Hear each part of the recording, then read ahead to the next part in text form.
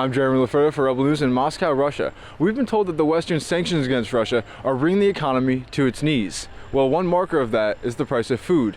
Essential goods like cheese, milk, bread, and meat are all markers of how well the economy's doing. Well, I'm going to go to a grocery store in Moscow and see if the shelves are bare and see if things are expensive or not.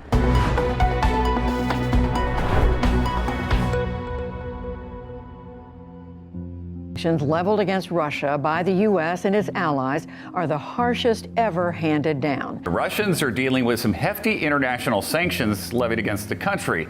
And their effects are being widely felt in Russia. After touching down in Moscow, the first thing I decided to do was get some food, but I wondered if that would be easy. The New York Times reported that the Western sanctions against Russia are leading to essential goods scarcity, and the Washington Post went as far as saying that Russia is facing, quote, Soviet-era shortages. So I went to a grocery store here in Russia to get the whole story and some food, and to experience firsthand the reported scarcity and Soviet-style shortages. The grocery store I went to in Moscow was located inside of a shopping center, and to my surprise, the shopping center was filled with both regular consumer and luxury stores, all stocked. But this doesn't mean that the grocery store has food. These are separate types of goods from different places, and different sanctions affect different things. Upon walking in, I was surprised. It seemed like not only a normal grocery store, but it was absolutely full of food. Barilla pasta, which you can get at any grocery store in the States, was stacked so tall that I would need a ladder to reach the linguine. But I remained skeptical, because surely the New York Times and the Washington Post wouldn't be lying. And of course, the seemingly full store could be a facade. There could only be one item in front of the shelf and nothing behind it. A classic move. Another question was, how expensive is everything? Russian stores could have food, but with inflation and shortages, items could be so expensive that no one can afford it. First I went to the milk aisle. Kefir, 1%, 2%, 3%, and even 4% milk, yogurts, and fake dairy alternatives. They had a lot of options. I got a liter of regular milk. It was 89 rubles or $1.41. Then I went for some bread. Nothing fancy, just a loaf of whole wheat. It was 60 rubles or 95 cents. They also had an entire bakery making fresh baked goods. Then I made my way to the meat section. They had beef, chicken, turkey, pork, and even rabbit. I settled for a pound of ground beef, which was 175 rubles, or $2.78.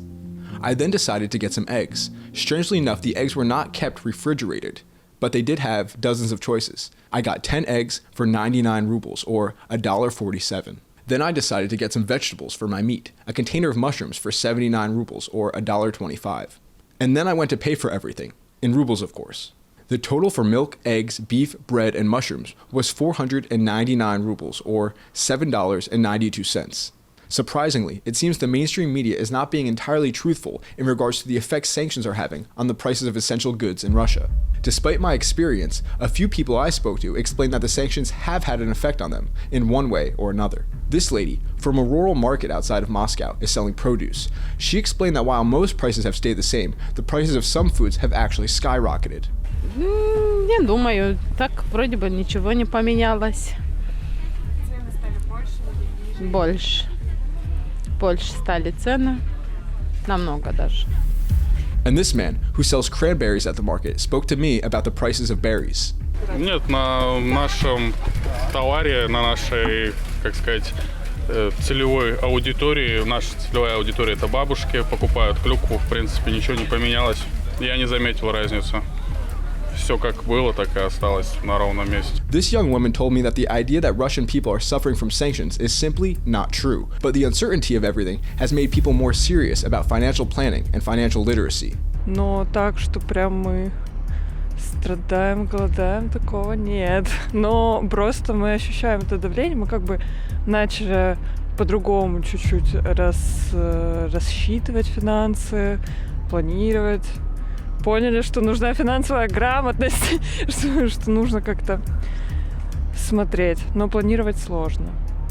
Все сейчас планировать сложно. Another essential good pretty much all people use is gasoline. The prices of gasoline in the US have skyrocketed since Russia's invasion of Ukraine. The US refuses to buy oil from what they call a belligerent regime, but these policies actually fell hardest on the American people, since they're the ones paying more at the pump. So I went to a gas station in Russia. Gas was about 47 rubles per liter.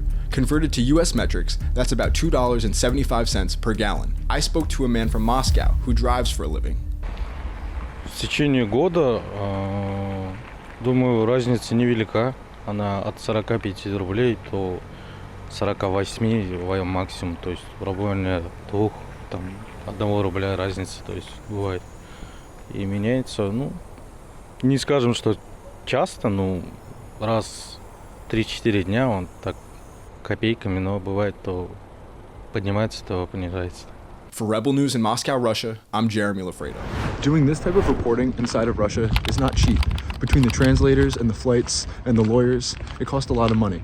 And this money has acted like a financial censorship mechanism that stopped independent media from coming here and reporting the truth. So if you want to continue seeing the truth, go to RussianReports.com and help support us.